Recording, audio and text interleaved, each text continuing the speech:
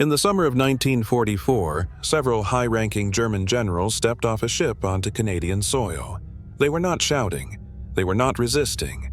They were silent, because they already knew what usually happened to defeated commanders.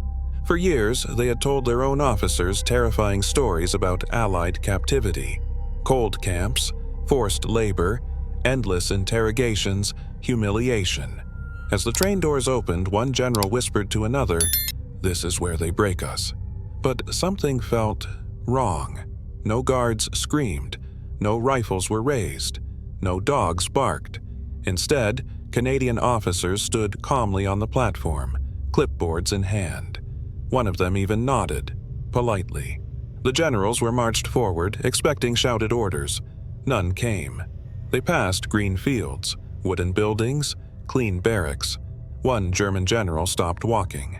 "This can't be the camp," he said quietly. "There must be another one." A Canadian officer overheard him. He replied calmly, "This is the camp." The generals exchanged uneasy looks. There were no chains, no barbed wire towers looming overhead, no punishment blocks. Instead, there were gardens, benches, even a small library visible through a window. That night, as they were shown to their quarters, one of the generals wrote in his notebook, "If this is captivity, then everything we were told was a lie." But the real shock was still coming, because the next morning, a Canadian officer would give them a choice, one that no German general expected to hear. The next morning, the German generals were assembled in a small wooden hall. They stood straight, hands behind their backs, ready for interrogation. They expected shouting. They expected threats. They expected punishment for every rank they once held. Instead, a Canadian officer entered the room alone. No guards followed him. He placed a folder on the table and spoke calmly. "You are prisoners of war. You will follow the rules of this camp, but you will not be mistreated." The generals exchanged quick glances. One of them finally spoke. "What labor will we be assigned?" The officer looked up surprised. "Only if you volunteer." That single sentence froze the room. Another general asked carefully, "And interrogation?" The officer shook his head. "Only conversations, and only if you agree."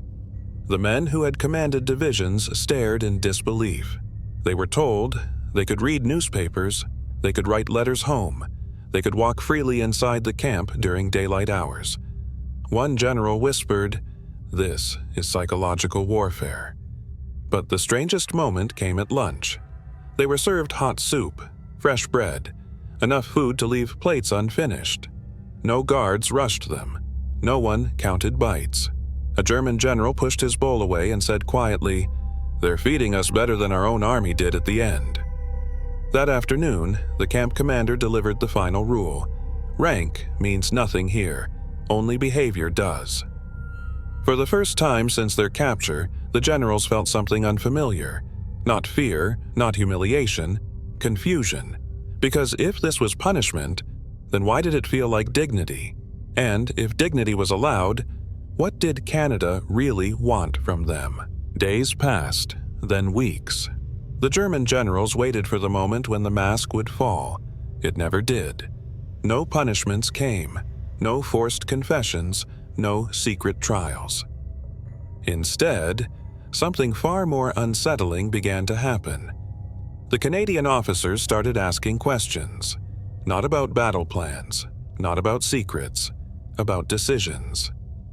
One afternoon, a senior Canadian officer invited several generals to sit outside, near a small garden behind the barracks. There were no guards nearby. He asked a single question. "When did you realize the war was lost?" The generals looked at one another in silence. No one answered. Finally, one of them spoke.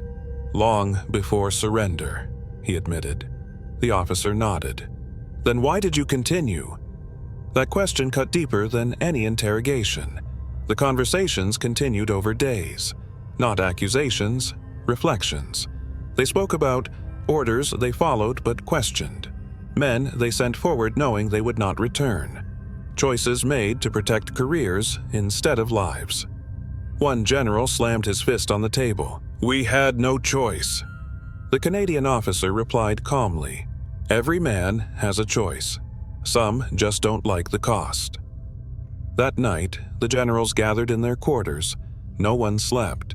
One of them finally said, "They are not imprisoning us, they are making us look at ourselves." The realization was unbearable, because walls could be endured, hunger could be endured, humiliation could be resisted. But being treated as a thinking human being? That was something none of them had trained for. And then came the announcement. The camp commander informed them that they would soon be allowed to lecture, not to prisoners, but to Canadian officer trainees. The generals were stunned. They had expected punishment. Instead, they were being asked to explain their own failures. And that was the hardest sentence yet. The day of the lectures arrived quietly. No announcements, no ceremony. The German generals were escorted into a small classroom on a Canadian base. Young Canadian officers in training sat at wooden desks, notebooks open. They stood when the generals entered, out of respect.